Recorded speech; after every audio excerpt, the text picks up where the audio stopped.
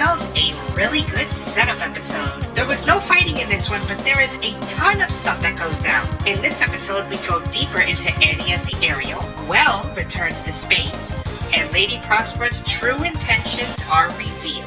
I guess we already know about her intentions, but now Miorine learns about it, which only pumps up the drama even more. Let's take a closer look into this episode. Heavy spoilers are ahead, so you have been warned.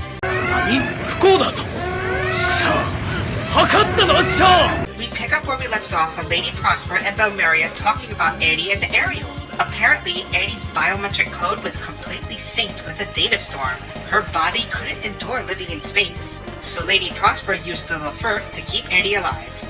As the Ariel, the sweet little girl we once knew in the prologue, is now nothing more than permit particles. Lady Prospera says with a permit score of 8, and with the expansion of Quiet Zero's data storm, Annie can live in freedom. Belmeria is shocked by Lady Prospera's plan. She cannot bring herself to help her. This plan goes against the principles of the Vanadis Institute, but Lady Prospera brings up a very harsh reality. Belmeria is the creator of enhanced humans. We finally understand what exactly an enhanced human is. A human with an artificial central nervous system with resistance to the data storm. Lady Prospera calls it the neural expansion theory and says Dr. Cardo, the leader of the Vanadis Institute, refused to accept the project. Belmeria breaks down in tears at the truth of her hand in medical miracles. I can only imagine the pain, trial, and errors to install a new central nervous system into a human. In Lady Prospera's eyes, Belmeria is no better than her. I really like this scene, and it answers some more of our questions. But we then get a breaking news bulletin that covers the terrorist attack on Astacasia. Turns out not only that one student was killed, but 11 others were as well. I wish we saw some of that loss of life to really drive home the Gundam trope. Like, could you imagine if we had the magnitude of the F-91 opening fight in this terrorist attack?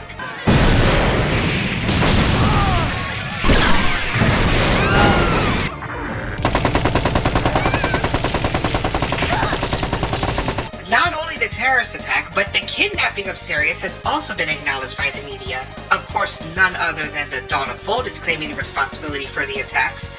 But an interesting little thing to see here is the mention of the Space Assembly League. We'll get some more information on them a little later on. Also being brought to light is the news around the world of the Bennemer Group's security operations on Earth, including multiple deaths in various demonstrations around the world. Anti-Spacian sentiment is growing around Earth, and many protests and riots are turning into war zones. Sirius wanted these done quietly and swiftly, but it looks like we've got another leak on our hands, and most likely thanks to Shadiq. Now an even more negative light is on the Bennemer Group. So with the vacancy of the presidency in the Bennemer Group, because, Sirius is missing and Delling is out of commission, the group has no choice but to elect a new president. Everything is going according to Shadiq's plan. It's most likely that Miorine will go against him in the election, but that won't stop Shadiq. He's already over her and his eye is on the prize. Finally, Laura tells Miorine that Gundam is clear of speculation, and that the Bennemer Group will be choosing a new president, which also means Miorine will no longer be the trophy for these duels at school, but Miorine no longer cares. She seems to have a lot more on her mind as her phone is full of Suleta's messages. So much is going on in the first 5 minutes of this episode. Biggest takeaway here is Bennemer Group is in big trouble and it looks like the duels game is over. Well, at least for the sake of Miorine being the prize, that is. Which questions the whole bride thing with Suleta. Miorine and Suleta's romantic relationship was based on winning these duels until Miorine's birthday. It'll be interesting to see how they evolve by the end of this series now that the duels are no longer a thing. Back at the school, everything is on lockdown thanks to the terrorist attack.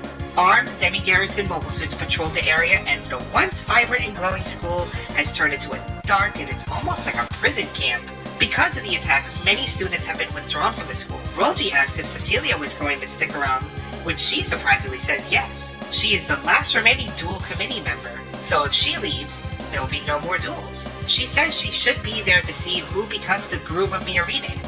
Okay, so the duels are still happening? My only conclusion is that maybe the students just don't know the outside circumstances at the moment. Meanwhile in Earth House, Their building is littered with anti-Earthian graffiti. Choo-Choo is held back by her classmates as she is furious that Nika is still held in custody. Not only that, the Ariel and her demi-trainer were also confiscated. Suddenly, a noise is heard outside and turns out some of the Spacian students are adding even more graffiti. Martin surprisingly grows a set of balls and tries to mediate the situation. Yeah, everyone is as shocked as you that lonely, wimpy Martin actually stood up to some bullies. But these bullies aren't just any bullies. They're from Daigo House, and their student was just killed during the Rumble Ring. His name was Jubeju, and he was a close friend to them all. Jubeju? What kind of Gundam name is that? One of the Spacians throws a spray can at Martin, and just as the fight was about to go down, Miorine shows up and the whole thing is recorded. Well, when all else fails, go with the get out of here before we snitch tactic. We then return to Nika, who has been treated for her wounds after Nerea's beating. Sabina is very frank with her and asks if she wants to join their group.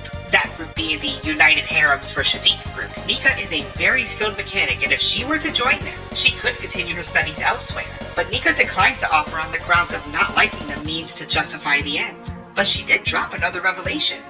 Sabina is also an Earthian. Either way, Nika is still stuck where she is, and Sabina will do all she can to bridge Earth and space. Of course, under the rule of Shadiq, that is. I wasn't expecting Sabina to be revealed as an Earthian. I doubt we'll get much more explanation on it, but I wonder if there are more Earthians in the Shadiq harem squad. Now we head over to Pale House's hangar, particularly inside the ferret. The old ladies of Pale waste no time and order Ellen to steal the Ariel. Ellen asks if he has to win over Suletta, but the presidential election is happening, so there's no more duels. The old ladies are also not very pleased with how Ellen handled the Rumble Ring. He says he was just there to observe, but they are serious. If Ellen wants to live, he needs to carry out his mission no matter what. There's a little bit of a satisfaction seeing the usually smug and carefree Ellen get put in his place. We'll catch up with Ellen a little later in this episode. We also get a bearing as to what's going on with this presidential election. Apparently the Benneret group is split between 6 factions. Shadiq is confident that they'll pull ahead with the win. Just as Shadiq was going up the escalator, we get the return of Gwell. Gwell has arrived in the Benneret group front. Looks like he found that permit lift after all. Curious to know how he got there. He arrives at Turk's main office and Lauda, along with Petra, are absolutely shocked. So shocked that Lauda passes out and had to be hospitalized. Don't worry, he'll be fine. For now. Turns out that Lauda being president has been a huge stressor on him. The group has pressed him for explanations and to take responsibility for everything. He hasn't even had time to grieve for his dead father. Gwell then stands and tells Petra to take care of Lauda. He will handle the rest. We still don't know exactly what Gwell will do with this newfound purpose in life. Very hyped to see where he goes next, but sadly this is all we get from him in this episode. Back to Earth House, Miorine is on the phone with the chubby lady from the Space Assembly League.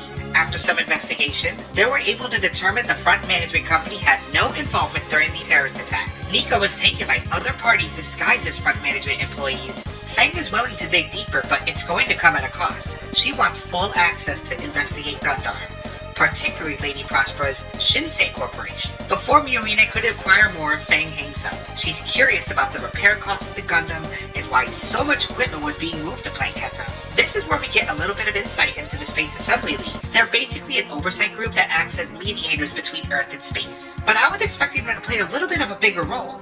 We haven't seen Feng since the beginning of Season 1. It looks like they'll make their move very soon, so this is something to watch out for. Miorine is back in business and breaks the news to the team that Nika is being held by an unknown party. Nice moment here where Miorine is also accepted by the Earthians, particularly Choo-Choo, despite her Spacian heritage. With that said, she's been gone for a bit, so here's some administrative duties that have been piling up. Suletta finally gets Miorine's attention, much thanks to Till. Suletta wants to show Miorine the greenhouse. You know, the greenhouse that Suletta has been taking care of for Miorine in her absence. Such a nice girl. In typical Miorine fashion, she makes her leave with Suletta. That is until an unexpected guest arrives. Oh, hell no! Lady Prospera shows up, and this is the first time Earth House gets to meet her. Suletta is very excited of the surprise visit, but Miorine is anything but. The tension between Miorine and Lady Prospera will reach a new level by the end of this episode.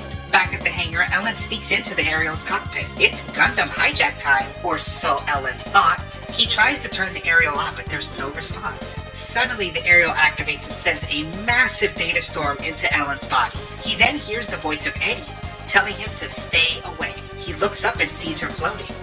Ellen, not knowing who Annie is, assumes that it's Suletta. Annie tells him that he can't come back here, and with a simple little touch, he gets another data storm surge to cast him out of the Gundam. With Belmeria there, she notices that he cannot handle it, so he asks for her help, but she is refusing. Ellen backhands her and is furious over her sentiment of Gun's ideals to lead to a better future. He asks her if it applies to human experiments like himself. He claims that she doesn't care what happens to him or his future. Ellen then says that he will tell the higher-ups of her insubordination. I was waiting for something like this to happen, though it kinda irked me a little because in my own Gundam story, something similar happens. Granted, I've been writing this story for years, but if it were ever to see the light of day, everyone will just say that it's a G-Witch reference. But whatever, it's fine, I'm really not bitter. The point is that it is a really good scene showing the sentience of Annie inside the Ariel. No cockpit flash or anything subtle, just Annie basically telling Ellen to get the f*** out. Love the scene.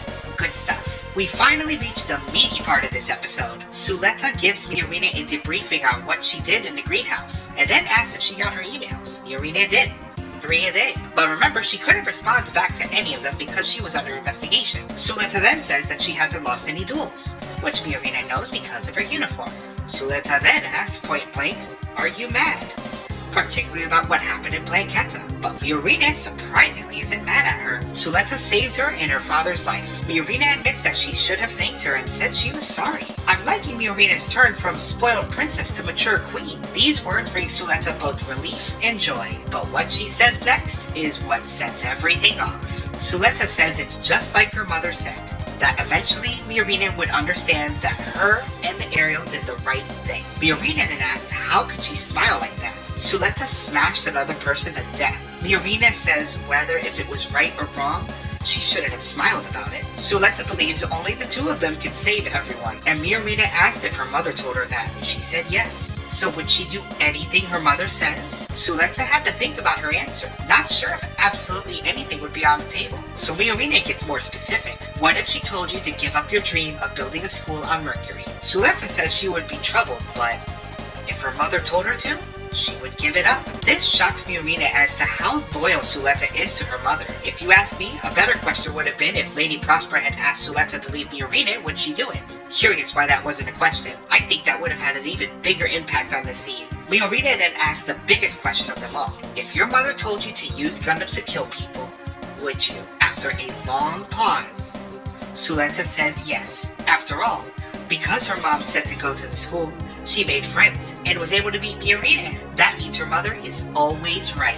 Defeated by Suletta's logic, Miorina runs away in tears. Okay, so that's just me being mean. I really don't like Miorina. But this whole scene has been a huge topic of contention among Gundam fans. I mean, people are literally breaking everything down from the imagery of the tomatoes with the ripe and mature tomato, with Miorina's reflection on the mature one, and the unripe tomato having Suletta. It's ridiculous. I get it, it's imagery, it's not really that deep. Personally, I've never seen my reflection on a tomato, so that should be of a concern. Both sides make valid points, but I'm partial to Suletta. Not only because I don't like Miorina, and not only because it's such a good plot point, but this is an excellent chance to develop her even further towards the end.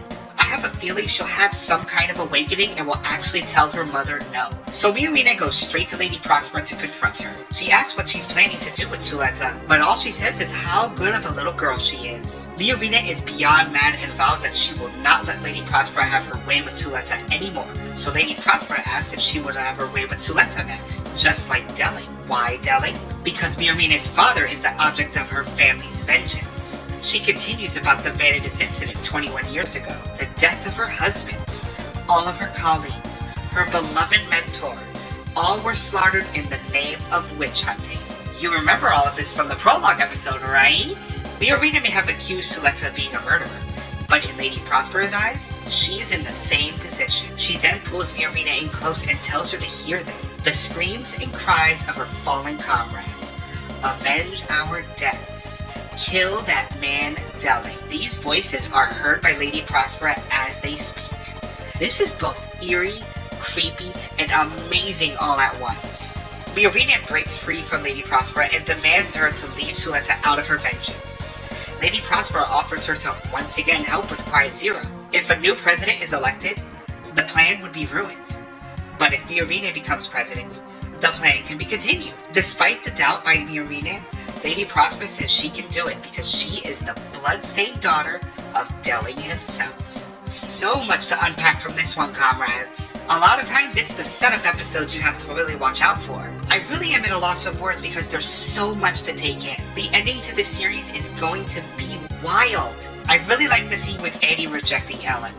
Ellen was really knocked down a peg or two, and who knows, maybe that crazy amount of data storm could mess with him in the future. With only 8 episodes left, there is a ton of stuff that can still go down, and it looks like there will only be 25 episodes in this series. But I feel like that might be enough considering we're getting all of the answers right now. I am a little confused about Miorine. She was all about trying to get to Earth through most of this series. Then she becomes the Gundam president and that just goes away. Now that the duels are over, it's going to be very interesting to see how Suletta and Miorine's relationship changes. There's no tying her down for being a bride and groom anymore. That is except for the crazy Yuri fans. Now I know some crazy Yuri fan is gonna say, "Oh, God forbid there's a lesbian in Gundam, Vanny." No, that's not what I'm saying. Trust me, if it was up to me, Suletta would have a huge futa. I have no issue with the Yuri aspect. I'm just looking forward to see some type of closure for these two, whether if they're a ship or if they're not. I just want the closure. I just want it to be good. Anywho, comrades, that's the video. Please let me know what you think down below. What were your thoughts on this episode? Any predictions of what'll happen next? I think this ending is going to be a tearjerker. It could either be Suletta saying no to Lady Prospera, Suletta fighting Lady Prospera, or could you imagine if Suletta ends up becoming an unwitting antagonist and Guel has to defeat her? I have no idea, don't quote me on it, it's just me going crazy and speculating. But either way, I am interested in the next exciting episode. 4 for 4 on this season of episodes, I can't wait for the next 8. Until next time, comrades, bye! Congratulations, you made it to the end. The cringe is over, unless you want more. Do it.